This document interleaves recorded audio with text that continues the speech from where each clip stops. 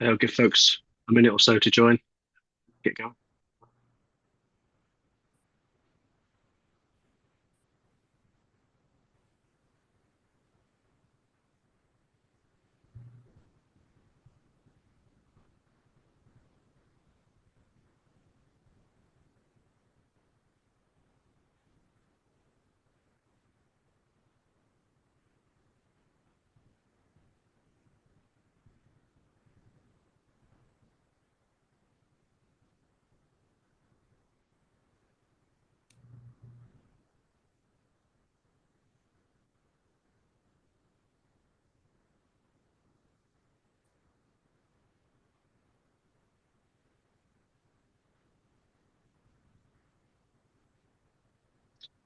Alrighty, so let's get this show on the road. Hi and welcome to our Fireside chat. Today we're going to be talking about the evolving nature really of advanced threats in the 2024 cyber landscape. I'm your host today, Paul Baker, 30-year industry veteran, head of channel here at Plurilock AI. And here at Plurilock, we're an elite cybersecurity strike team.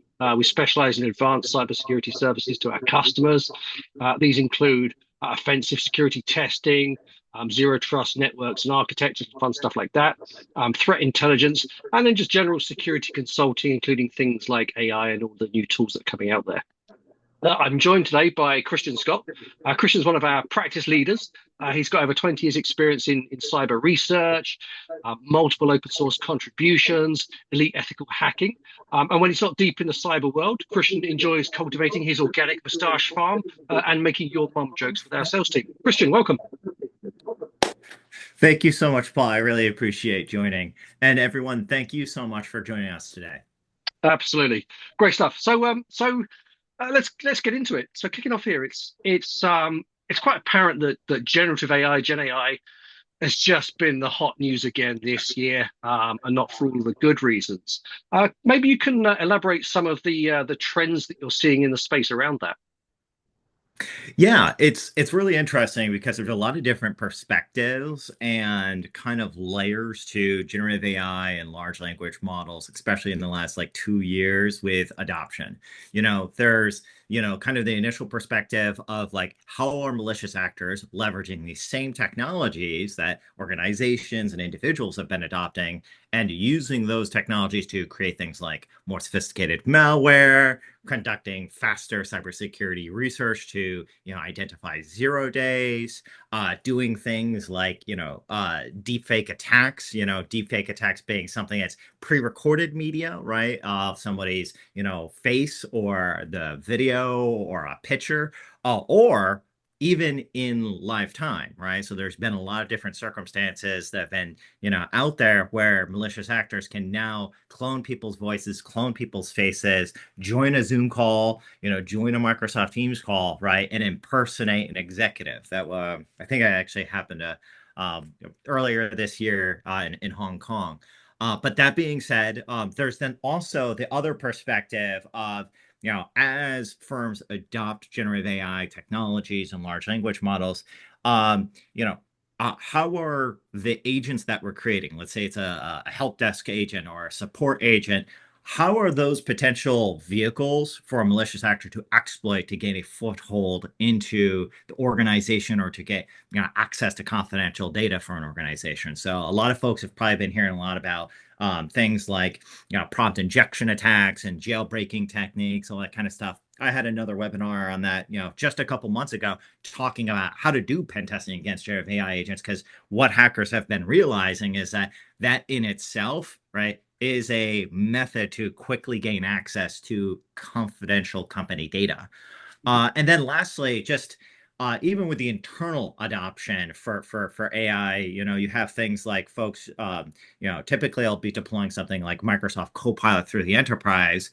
Okay, so now that we have Microsoft Copilot in the enterprise, and it makes it easier for us to hunt down a piece of information, right, or to summarize our emails and all that kind of stuff. How can that be actually leveraged by a malicious actor who maybe compromises one of our staff members, right? And what we call a living off the land attack, right? You can kind of imagine if a hacker is able to break into somebody's account, rather than having to manually sift through their emails to find confidential information like bank account numbers, social security numbers, all that kind of stuff. If they could quickly just ask Copilot to do that for them, that makes them a lot more efficient in exfiltrating, data from the firm, right? So I think it's kind of like those three main domains that folks have been really starting to kind of think about and see some of the impacts of over the last 2 years or so. Cool, cool. All right, so before we go a little deeper into Gen AI and fun stuff like deep fakes, um, just go a little bit old school. So, given your expertise in offensive security, in particularly, what are some of the other kind of landscape threat trends you're seeing around this year? Yeah, so, very much cybersecurity is, a lot of times, someone will say, go buy this thing, go buy that thing, and, X amount of dollars, and it's going to solve all your problems. Cybersecurity is really about pragmatism and practicing a good defense in depth posture, right? So you have to have a lot of overlapping controls and technologies and frameworks to kind of support you in that process.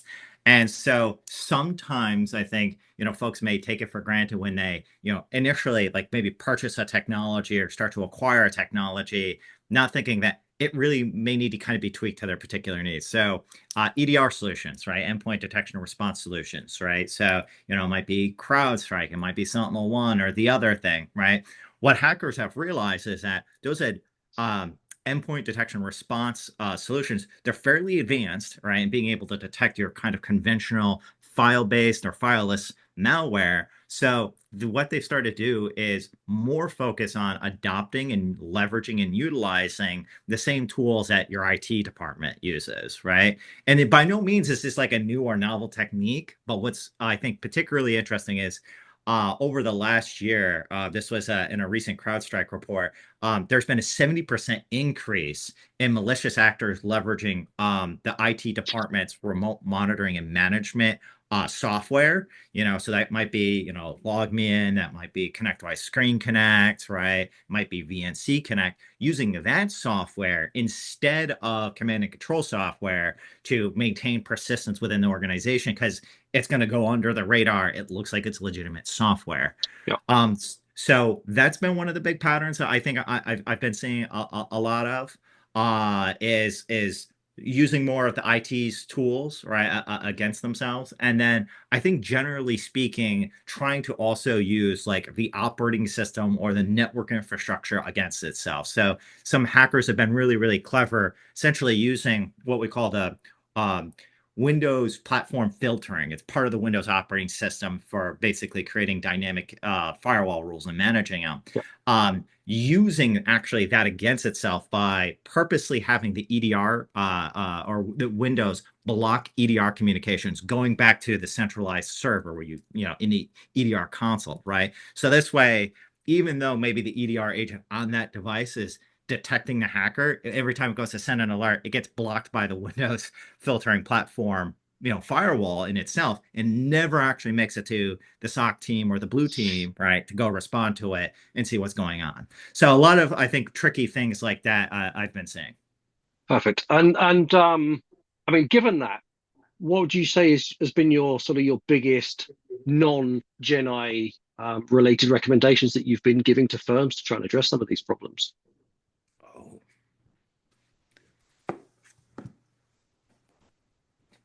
I think following in the pattern of that example that I just provided around endpoint detection and response, it's I think I've really been focusing on promoting folks of when you again acquire a piece of technology, or a new cybersecurity solution or tool, it's really important to take the time to tweak that, right, to the rest of your organization's technology and cybersecurity ecosystem. Um, I've seen a lot of organizations like, I need to buy the best in class this, I need to buy the best in class that, right? And they end up with the kind of a smorgasbord of a bunch of things that don't talk together very well. And there's the assumption because it's this best in class thing, it's just going to do everything out of the box perfectly. And look, like for example, I love CrowdStrike in many, many ways, a very, effectual EDR solution in many, many ways, but also when you don't take the time to maybe configure it, like I was talking about the example of those remote monitoring management agents, right? Well, it's not going to be able to detect that, right? And, so that really requires somebody to take the time of saying, okay, what are the remote monitoring and management pieces of software we're using within the organization that's approved, what's not, right? And then going into their EDR system or going into whatever security solution they have and really taking the time to kind of tweak it down.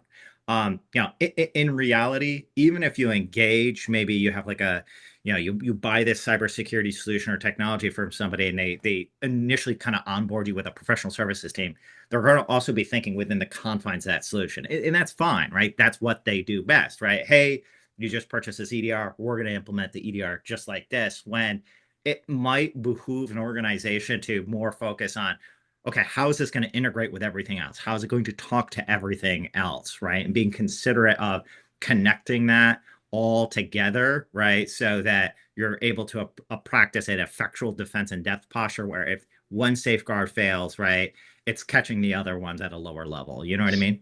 Yeah. Yeah. So not just putting the tools in there, but actually taking the time to make sure they're working well and working well together. It's got to be an ecosystem and a solution rather than just Perfect. like a Yeah. product. Yeah.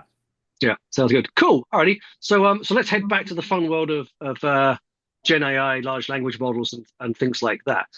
Yeah. You mentioned deepfakes.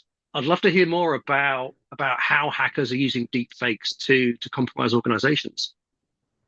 Oh, wowie. Yeah. So this has been a big one. So I was just, saying a little bit earlier. So it was earlier this year in Hong Kong, there was a financial services worker transferred about, I think it was $25 million, Yep. right? To a malicious actor, right? They were on a call within their organization. They thought that they were talking to their CFO. They were not talking to their CFO, right? And there are now a lot of open source, freely available, readily available tools that malicious actors can use like just one picture of your face, right? And clone that in real time and map that onto your face, right? And so I think what malicious actors have been starting to do is realize that aids them in things like account takeover attacks, right? But also aids them in, that particular example of conducting like advanced wire fraud, right? And, these are not things that require like a supercomputer, by any means. Yesterday I was talking on another webinar and session actually, and I deep faked Robert Downey Jr. in real time. And I did it on this little computer here, right? Just a little, Microsoft Surface, laptop here. So this is not something that by any means is now unaccomplishable, right, for a everyday person or a malicious actor. So the barriers, to entry for conducting these sophisticated attacks has really been reduced. But there's been a lot of other things. I think before they had a security situation earlier this year where they hired what they believed to be a legitimate staff member, right? But it was a threat actor, right, who was trying to conduct espionage, right? They were really good at identifying it, containing the situation. They didn't have, they weren't compromised. No customer data was compromised, and they actually did a really good job breaking down like all their learning lessons and whatnot for everybody. So I thought that was like really cool. Yep. But so that being said, though, a job interview fraud is a big one, right? So especially in a society where you have remote working being so common now, you have global enterprises that are quite well distributed geographically, so it can be difficult to validate, like, is this the person that you're hiring? Is this a legitimate person? Is this who you're anticipating?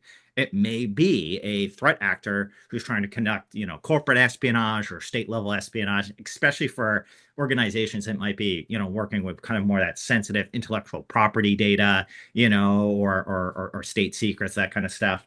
And then I've also seen a lot of situations where malicious actors are leveraging deep fakes to manipulate the markets.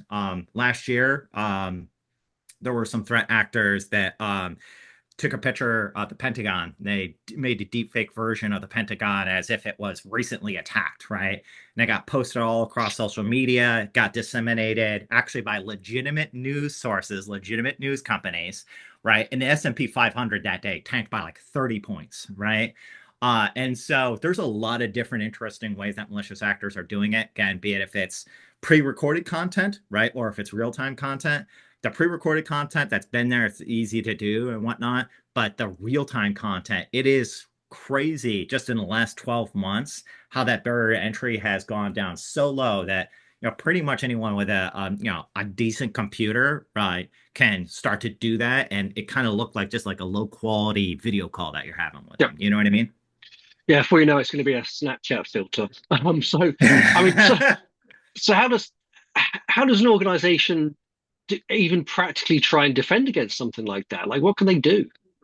Oh, so there's a lot of different layers, of practicing how to get ready for these types of events. So I think I've provided, a couple of high level examples. By no means do I want to communicate like that's the main way that fraud is being conducted today, but I think we're starting to like cross almost like the Rubicon, right? Where the technology is at a place where it's matured enough, it's so easy. The these techniques have been kind of socialized enough between threat actor groups where we're going to see a fairly steep rise in, I think, attacks that are going to be associated with deep fake technology. And so you have to kind of have like proactive controls, right? Then there's like the reactive controls, right? And then there's a post-incident type of controls, right? Kind of going through, like from a proactive standpoint, I think that organizations need to, you know, even in the most fundamental sense, just letting your employees know that this technology is here at this level of sophistication wakes them up to, oh wow, right? But then the other thing, that we've been, really trying to recommend to a lot of folks is reduce your digital footprint, right? There's so much information about you all across the internet, be it with like data brokers, right? They're selling, information about you or just provide on people finder sites, like all types of stuff, like where you live and, your family members and your email address and your data, like all types of really gross stuff, right? So that's easy low hanging fruit for malicious actors to want to target a particular individual, right, and use them as part of a deep fake scheme, right? Because they can create all this context around a Yeah. situation of like, hey, I'm Paul, and I've been doing blah, blah, and blah, and I was looking to talk to blah, and go do this thing, right? As a means of, again, establishing what seems to be a reputable, credible story, right? But in regards to like some of the other proactive controls, I think it's going to be really continuously focusing on um, pragmatism and process, right? So, having dual authorization mechanisms in place for important technology changes, for important financial transactions, right? Having dual communication mechanisms that are also both multi-factor authentication for authorizing transactions and major technology changes, right? Yeah. IT staff in particular, they've been very easy to manipulate in the past of me doing like social engineering engagements and whatnot. So people need to, I think, adopt actually following those processes rather than maybe giving exceptions to like VIPs within an organization, that kind of stuff. And there's a lot of reactive controls, beyond that, reactive controls being like, you should be aware that hackers can now spoof like people's phone numbers. So somebody can leave you a voicemail, spoof the phone number or the caller ID at the same time. And so you think that your boss just called you out asking you to go do something really, really urgent and whatnot. Um, but also having things like a code of the day like in place and whatnot, that is accessible to both parties that are authorizing something is important, even if it's as simple as something like a Microsoft Power App. But I've started to see a lot of organizations also adopt technologies like Entra Verified ID, right, Mhm. for a kind of middleman broker for identity and authentication authorization management. Very good for large organizations where you have tens of thousands of employees. You have IT staff that need to kind of identify who's on the other end. So I think those are some kind of good starting points. Obviously I can go on and on and on, but Yeah. yeah. So even, I mean, even just removing those kind of those single points of failure, right? Having that second channel for communications and stuff like that is a great place to start. Awesome. Yeah, Alrighty. definitely. So all earlier when you were talking about Gen AI, you started to get a little bit into Gen AI agents being compromised. Um, By agents, do you mean things like public facing support agents, those kinds of things? Um, Yeah. yeah. Okay. So how are hackers using those kinds of tools against the organizations? So I think organizations are in this adoption phase right now of trying to realize the productivity and monetary benefits of adopting generative AI agents within their own enterprise, especially if they have, a product or a platform, right, that is software as a service, right? Or that's hosted, right, that's delivering, services to the clientele, right? So it might be like help desk agents, and support agents, that kind of stuff. It also might be a generative AI agent that is not necessarily directly facing to the end user, but is actually kind of like embedded a little bit into the, technology stack or application stack where now it's doing something analytical, right? So, maybe you previously, when you put in a piece of information into a form, right, it was the response that came back out of that form was a response that was essentially based on just the hard-coded calculations, right? Or, a mathematical algorithm or just a simple script, right?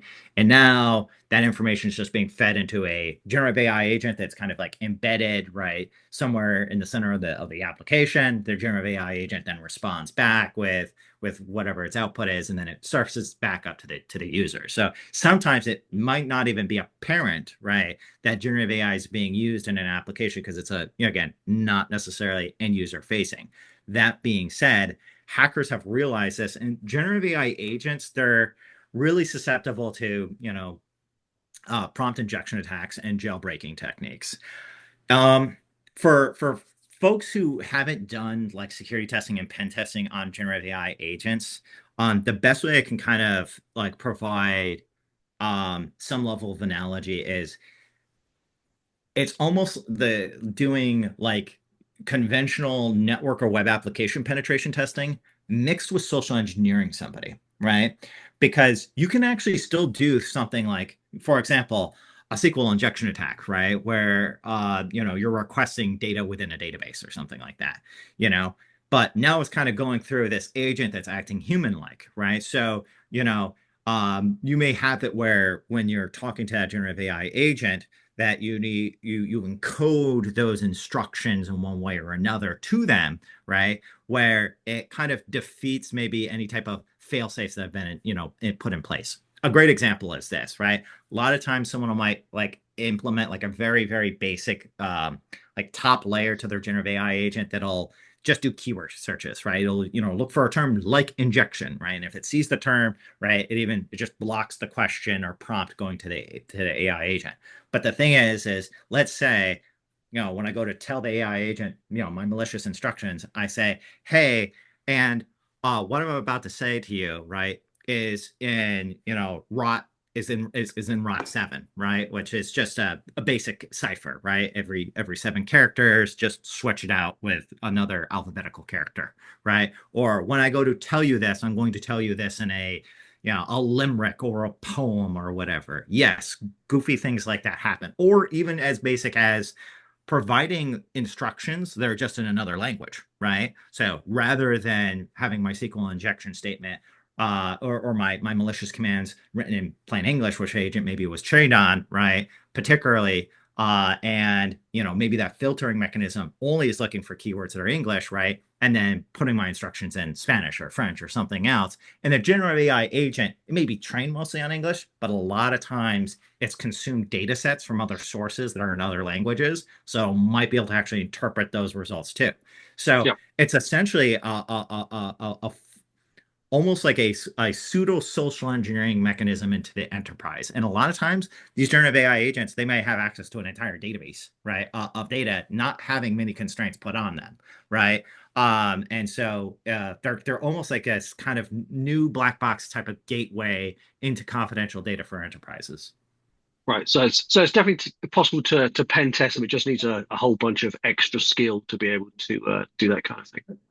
Yeah, yeah, all these different techniques I was talking about. So basically, pen testing generative AI agents, again, it's like a mixture of social engineering and regular pen testing where you're trying various prompt injection techniques that might involve role-playing scenarios. It might involve trying to cipher some piece of information or encode some piece of information, right? You could also have it where you can use a generative AI agent with even out necessarily directly manipulating it. So a lot of generative AI agents, maybe I'll help somebody with like, let's say, code, right? Let's say you're using a code AI helper, right? And as a programmer, right, you're like, hey, can you help me write an app for this thing? Well, where did it get that information from? It got that information from the internet, right? And it scraped it from the internet and trained off the internet. Me as a malicious actor, what I could do is write a malicious, let's say NPM package, right? So a software dependency, right? That looks very, very similar, right? To, something that is legitimate that exists, that gets used all the time, right? And when this generative AI agent comes crawling through the internet, it picks up my malicious package, right? And that's a recommended package, right? It was hosted on PyPy or whatever, or some NPM repository. And then later, just a coder is like, yeah, I want you to make me this application that does this thing. And the generative AI agent is now using information that came from the internet that's actually malicious, putting it into that application. And now that application has a backdoor in it. And we Yep. call that essentially like an indirect prompt injection attack, where the malicious information you're actually feeding is not directly into the generative AI, but a source that is the generative AI is reaching out to and getting trained on or getting information from. Yep. Poisoning the model. That's Bingo. a real long-term play, isn't it? It is, but I think as we The talk rewards are about big. some of those trends in the threat landscape, definitely continuing to focus on compromising the supply chain, particularly when it comes to like software packages and dependencies and whatnot. That's a huge, huge thing for malicious actors. That Yep. stuff just keeps on rising like crazy. Yeah, it's not going away. So there's a question coming. It says, on the topic of Gen AI, you mentioned Copilot being used to in LOL living off the land attacks. How does that work exactly? Okay, so there was a really, really good a DEF CON presentation on this earlier this year, and I can't remember the folks who did it, so I apologize. But that being said, so you can imagine that, a malicious actor compromises a user account. Even if they have multi-factor authentication, you can bypass that relatively easily. Right? You can do prompt fatigue, right? You can, just have a fake field with the 6-digit code from the app. Or you could do a SIM swapping attack, right? So a number of ways to get past multi-factor authentication. Once you establish a foothold as a malicious actor, right, into someone's account, yeah, you could ask essentially Copilot, hey, I'd like you to summarize the information of payroll for all of our staff members for me, including our social security numbers, because I'm currently working on some tax documents for the CEO, right? And once you're done doing that, can you please, package it up for me in a zip file or provide me that list down below? And it'll do that. So you can use essentially, Copilot as a means of quickly collecting and exfiltrating company data, right? You can also actually use Copilot to go do malicious things on your behalf, right? So, hey, I would like you to go do X, right? And the thing is that it's different than a user directly interacting with something. So a lot of times, IT and cybersecurity staff, they're always watching like logs, right, of like abnormal user behavior.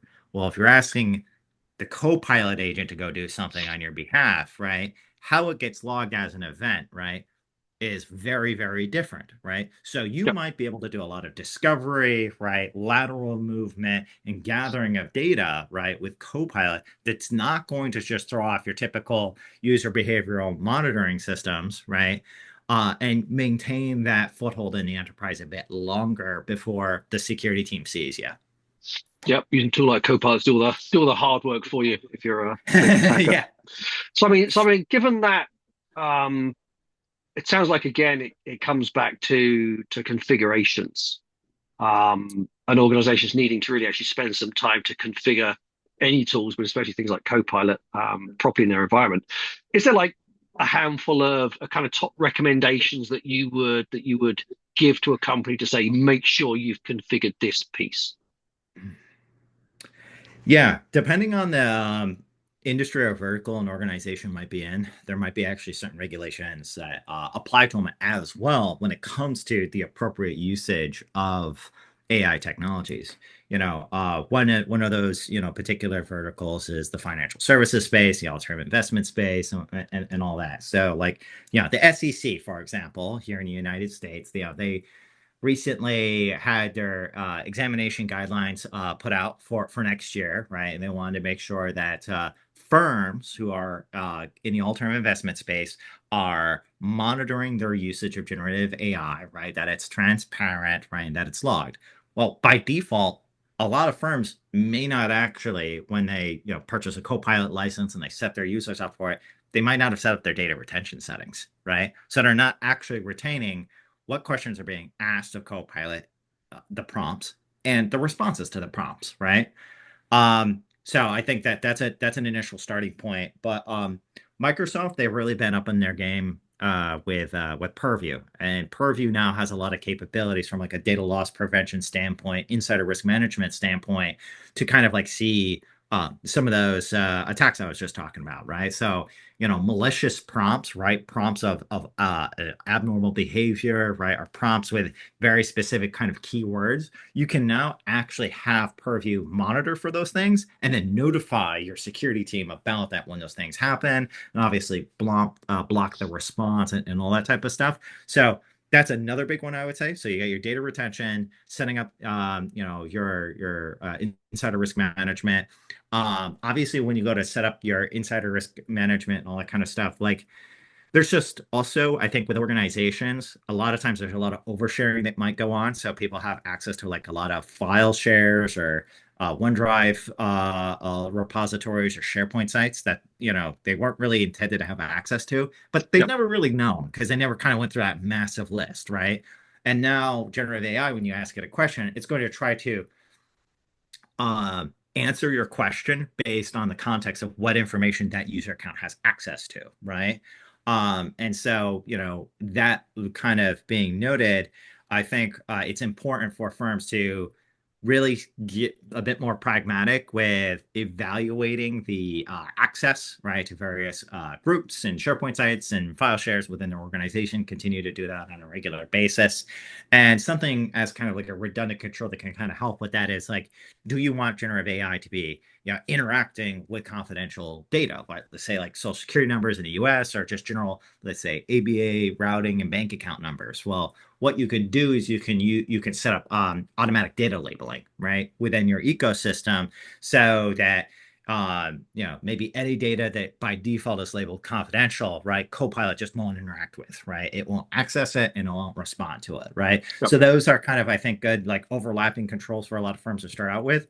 And then like lastly, how do you encourage staff to use the company approved AI solutions, right? And discourage them from using solutions that are unapproved, right? Because you really got to make sure that people are not putting confidential data into all these other, LLMs that are out there. A lot of times hackers will spin up, oh, look, it's a new AI solution that does this thing and it's free. And maybe they have just an API to ChatGPT, but they're actually collecting and exfiltrating like important sensitive information or like deploying malware through that stuff. It's really, really gross. So how do you control for that?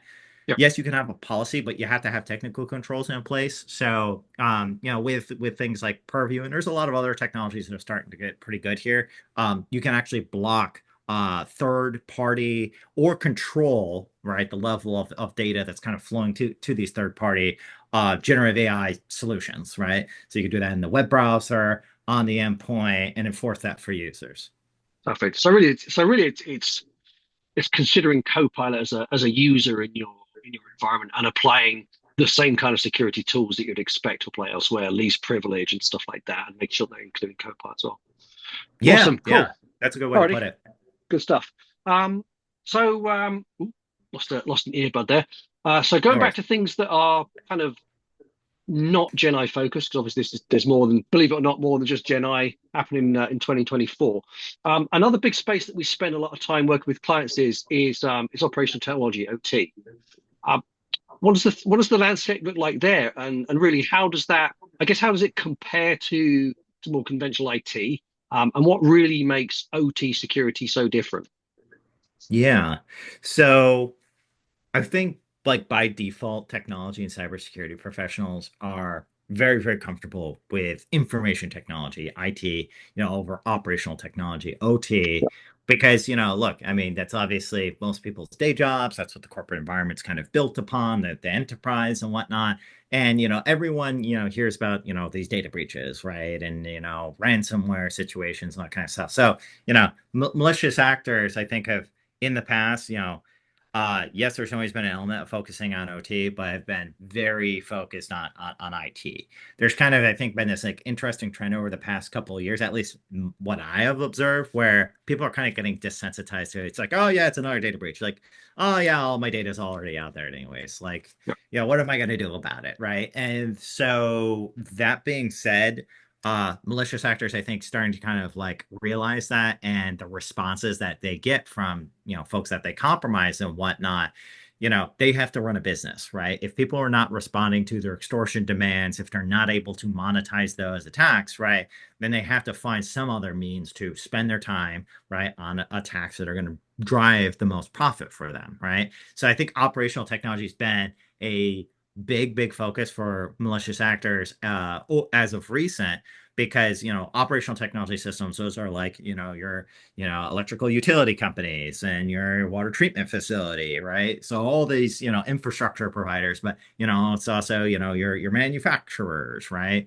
you know and the reason why I think malicious actors are starting to focus more on those domains is, one, there's a lot of low-hanging fruit. A lot of these industrial control systems, SCADA systems, operational technology systems, a lot of it's, from a technology advancements perspective, older, because they're not built to be updated all the time. They're not necessarily be built to be modern. They're built to be resilient. They're built to be there for 3, 5, 10, 15 years, right? Resilient, right?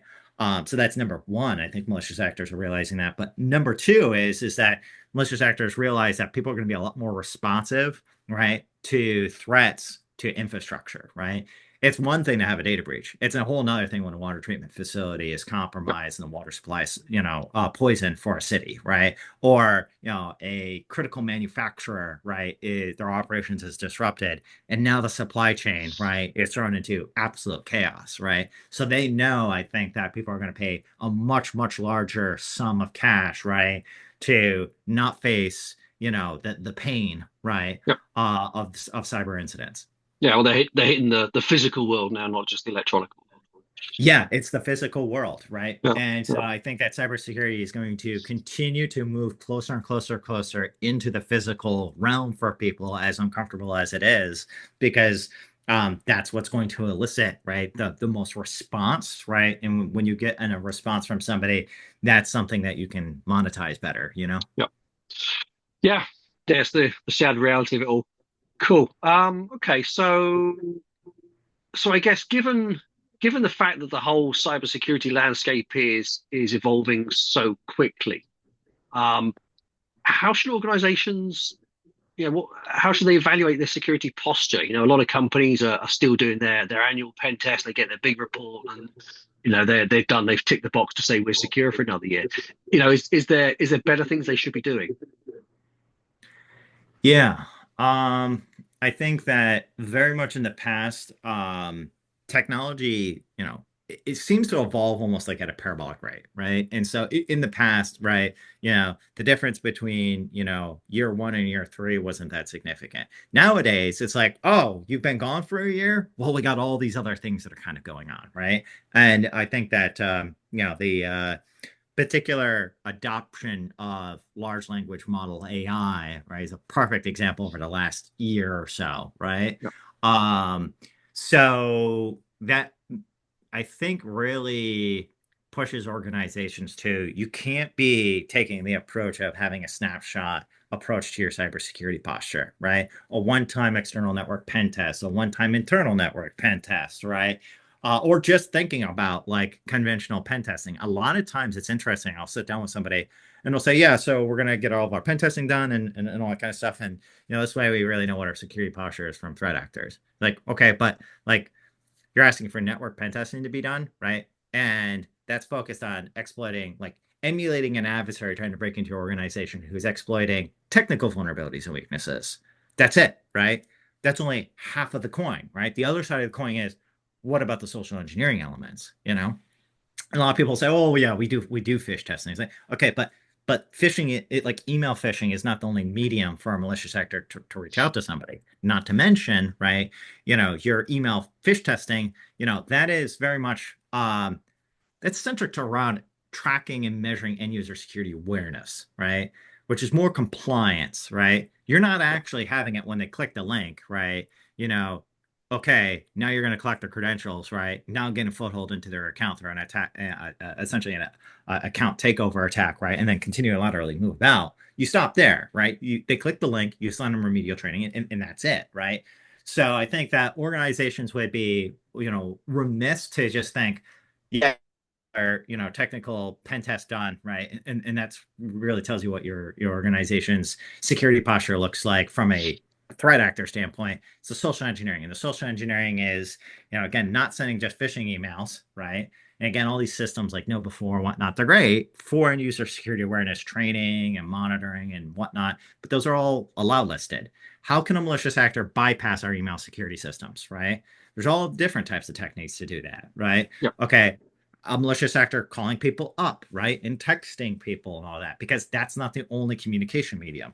Actually, there's been a huge, huge adoption by malicious actors to use things like Slack and Microsoft Teams to directly reach out to users rather than email, right? Because what they figured out is that there's not an email security scanner there, right? And by default, most organizations have Microsoft Teams external communications with other organizations turned on by default, right? So what happens is threat actors love using that. No one personally, oh, hey, I'm your IT MSP, or I'm your partner over here, or I'm a consultant here, Yep. right? And then send somebody malware or find some mechanism to social engineer someone and collect their credentials. So I think it's number one, right?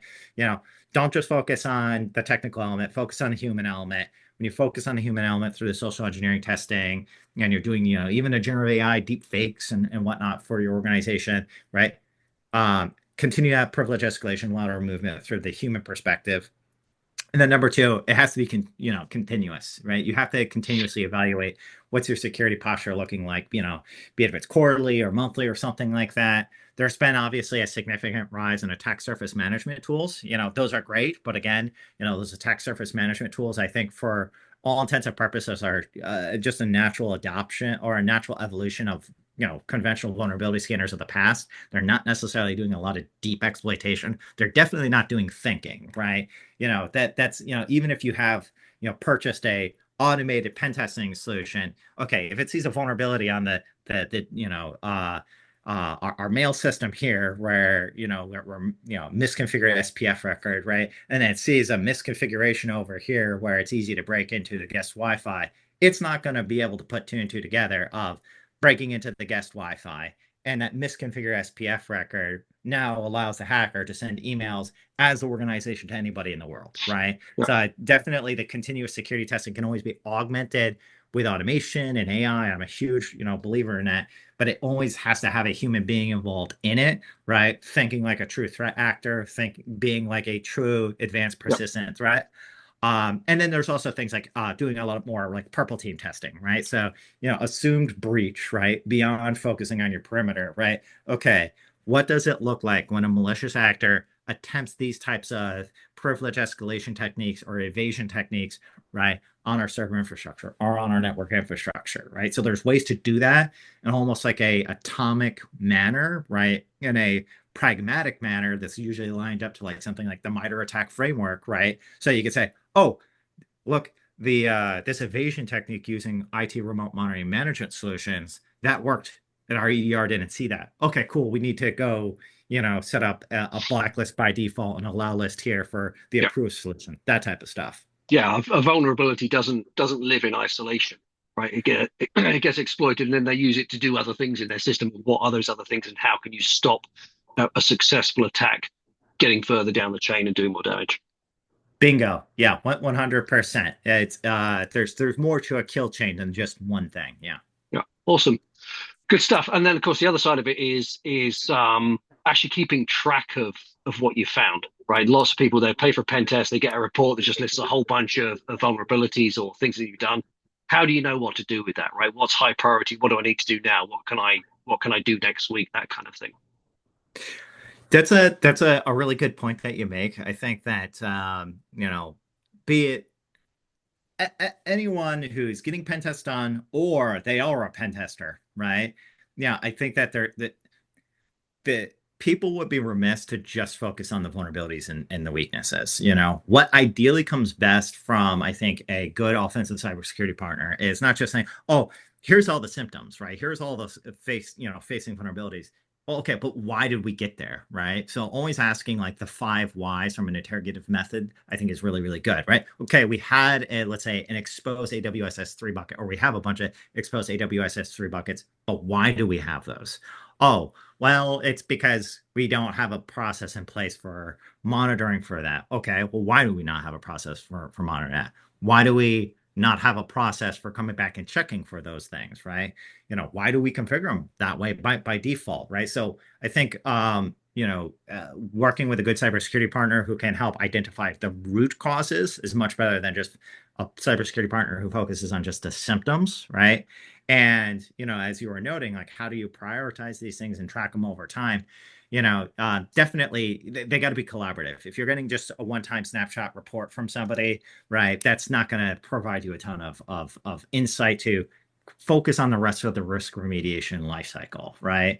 Yeah. So there should be an easy way to like request retesting and track that and manage that and see, the statistics of like, hey, look, this is how our mean time to remediation, right, is been reduced and how we're improving our security posture. Yeah. That really provides like, your CTOs, your CISOs, and CIOs like data they need, right, to prove the efficacy of what they've been driving for their cybersecurity initiatives to, Yeah. their stakeholders, their CEO, COO, board of directors, all that. 100%, 100%. Cool. All right. Well, we're coming up on time here. Christian, fascinating as ever. Really good session. Really enjoyed it. Thank you for hopping on. Thank you for Thank everyone you. who came on and sent in questions as well. I hope you all found it just really informative. I know I did. And we'll hopefully see you on the next one. Thank you so much. Bye Thanks very now. much. Thanks. Bye.